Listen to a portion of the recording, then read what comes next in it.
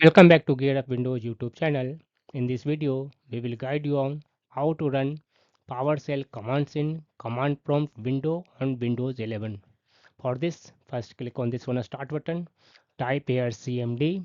In case you want to run normal commands that does not needs elevated writes, just click on this one command prompt entry, and in case your command needs elevated writes, then right click on this one command prompt entry and select here run as administrator option. In case Windows prompts, click on this one yes button.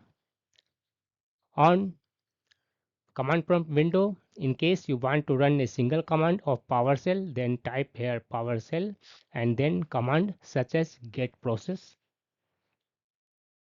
and then press enter on the keyboard. In case you want to run several PowerShell commands on your command prompt window, then here type first PowerShell and then press enter on the keyboard.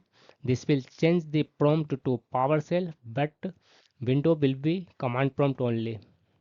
Now you can execute any commands such as get process.